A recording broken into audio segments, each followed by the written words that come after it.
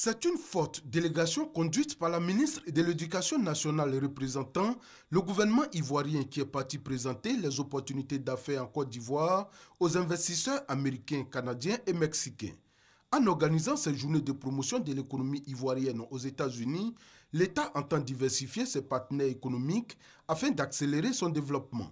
Et justement, dans cette dynamique, l'un des temps forts de ces journées a été la signature des accords de partenariat entre le port international de Miami et les deux ports de Côte d'Ivoire.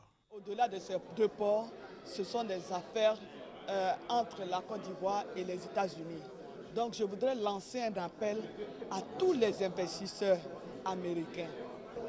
La Côte d'Ivoire, c'est 24 millions d'habitants, mais la Côte d'Ivoire est la locomotive de la sous-région.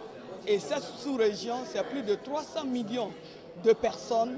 Et donc, vous voyez que c'est un marché qui est large. L'objectif, c'est de créer des emplois. L'objectif, c'est de relancer l'économie afin que la Côte d'Ivoire continue de jouer son rôle de moteur au niveau de l'UEMOA, au niveau de la sous-région, au niveau de la CEDEAO.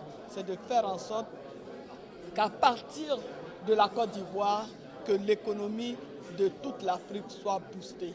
Le marché ivoirien semble intéresser les investisseurs américains, canadiens et mexicains au regard de l'engouement qu'il y a eu pendant ces deux journées promotionnelles.